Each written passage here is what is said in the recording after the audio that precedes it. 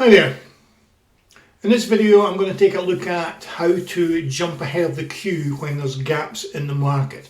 Gaps between the back prices and the lay prices. So you can see I'm looking at a race at Limerick at 5:30 today, good 5.5 hours away, so we should find some gaps there. And we'll probably concentrate on the higher price runners since there's bigger gaps. But let's actually go to the ladder and see where we are. Okay, there's a few big gaps in there, so we'll just concentrate on some of these, I think. So what we need to do is make sure that we understand what's happening here with the ladder. So if we look at Pinball Wizard, you can see we have money sitting from 6.8 and above. That's money that's been entered into the market as a back. It's sitting there waiting to be laid. So in other words, that price there, 6.8, is the best lay price available.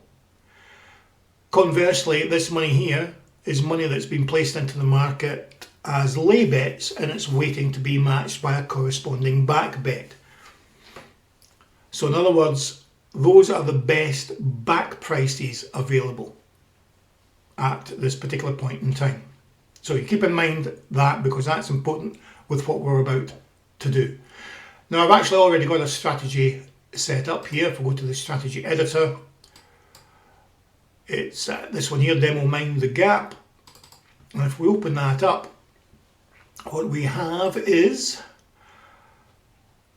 placing a bet. We're going to do a back bet. I'm going to select a runner after I've assigned the strategy to the market. We're going to look at the best lay odds at -1 tick. In other words, we're going to jump ahead of all the back money that's sitting waiting to be laid. We're going to jump ahead by 1 tick. And there's no conditions required at this particular point. So let me just click on OK there and shut that down. So I'm going to go with Pinball Wizard. So we should get a bet coming into the market around about 6.4. Okay, I just need to choose the runner concerned. So that's Pinball Wizard. So there we are, jumping ahead of the market. Now keep in mind it doesn't appear in the market, so I'm in simulation mode, so that doesn't appear over this side because Betfair doesn't know about it. Okay, so that's how we do that. Alternatively, you may want to adjust this offset so that you can go jump ahead 2 ticks, 3 ticks. Keeping in mind, if you jump ahead of this part of the queue and there's a big gap, all this money, the market needs to come up and meet your bet. Whereas if you want your money to be taken quicker at the expense of taking lower odds, let me just reset that, go back to the strategy and change our best lay odds, change it to best back odds and change that to a plus. We'll now jump ahead by 1 tick on the other side of the market. So what we shouldn't find now is our bet goes in here. And because it's closer to where all the money waiting to be matched by a back bet is sitting, in other words all the lays, there's a greater chance of it being matched.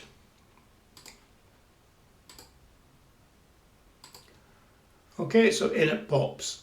Again, I'm in simulation mode, so the market doesn't see that money sitting there, so no one might try to grab it. But in real life, there's a better chance of someone grabbing that money when it appears. And that's the principle behind it. That's the only settings that you require, really.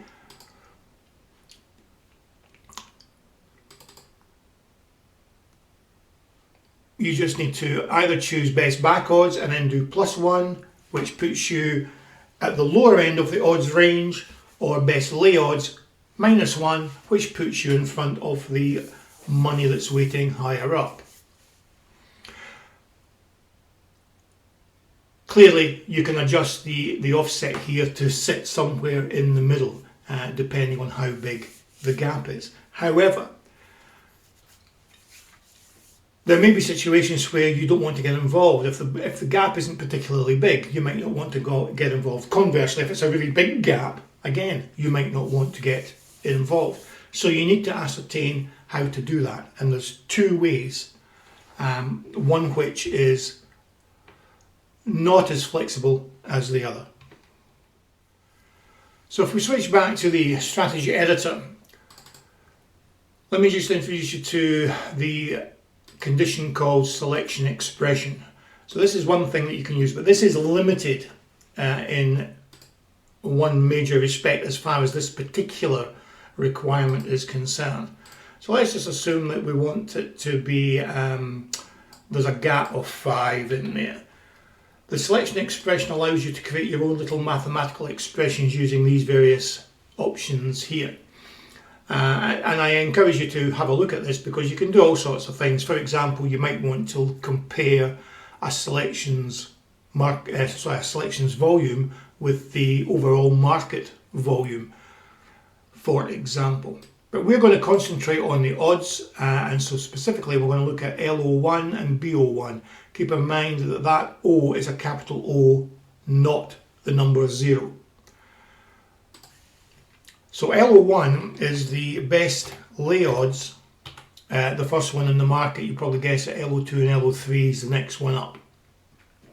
LO1 minus BO1.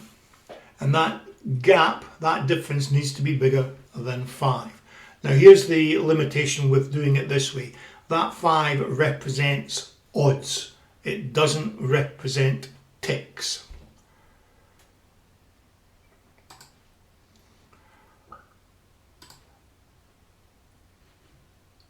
So if I save that, let's just reassign this automation to mind the gap. Now the one that we were doing was Pinball Wizard, so the gap there is 6.6 minus 5.9, so this shouldn't work. So if I choose Pinball Wizard there, you'll see that 0.7 doesn't cut it as far as that condition is concerned. So that condition would be false, so the bet wouldn't go in. Let's change to a different runner. We'll go somewhere higher up. There we go, there's a nice big gap. So if I chose that one, which is Saperisti, there you see there's a gap of 135. In other words, 200 minus 65. Okay, so that's the limitation, that's in odds. It's important to recognise that because in terms of odds, the lower in price that you go, that represents, in terms of ticks, a heck of a lot more ticks than that difference in 5 in terms of odds, as it represents ticks higher up in odds. So it's very limited using the selection expression in this particular example. So let's go and have a look at the better alternative. So we switch to the strategy editor, again go back into the rule, we'll remove that condition and go to the preferred option, which I'm sure you'll probably have guessed is selection relative odds that we've talked about before. Again, I'll just go in and choose that runtime because of the way I'm doing things for this video. So what we want to do, we're going to look at the same runner and we want to compare its best back odds with its best lay odds. So its best back odds, keep in mind the best back odds are on the lower end of the odds scale.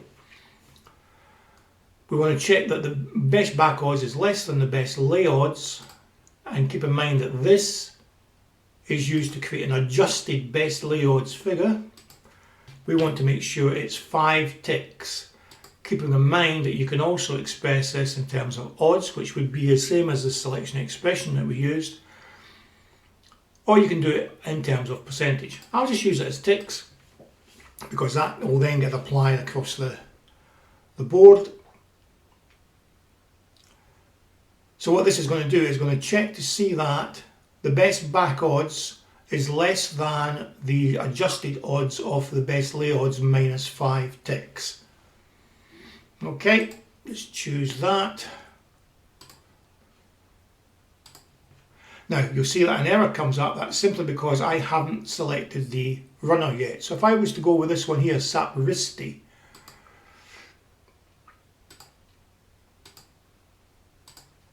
you'll see that turns green. We've got 65 is definitely less than 150. Well, where's that 150 coming from? That's 150 there. 1, 2, 3, 4, 5 ticks from the best lay price. Okay, so it's taken 5 ticks away from the best lay price, and then it's comparing that number 150 with the 65, and that's where we get that condition. If we look at a different runner, so if we go with Pinball Wizard, clearly that's not 5 ticks.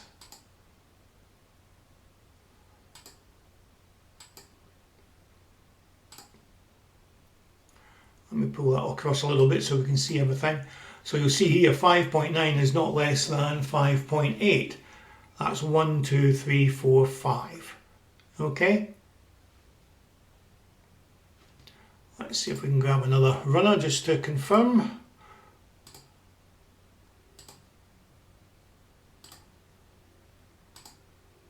There we go, Fox Leicester, same sort of thing.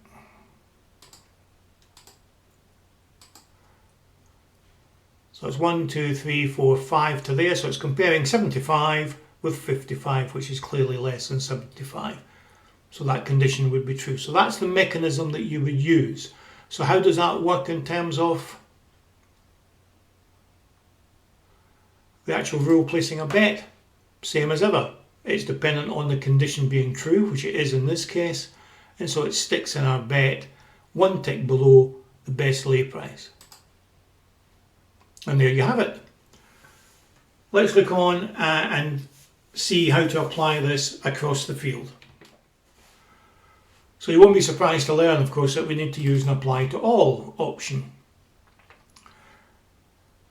So we'll click on apply to all here, which allows me to change that to all. We'll keep everything else the same.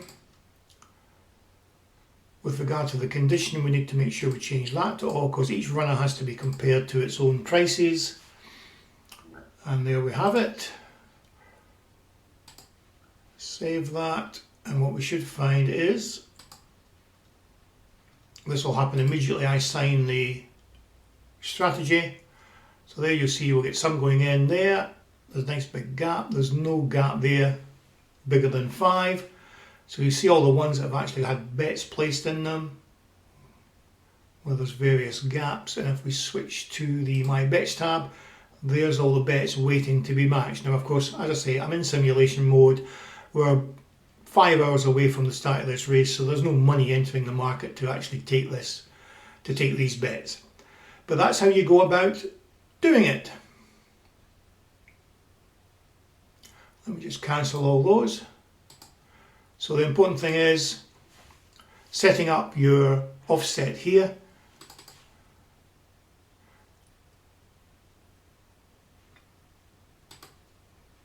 Using best lay odds or best back odds, depending on where about in the gap you wish to go. And the same thing will apply if you were placing lay bets. You use the same technique.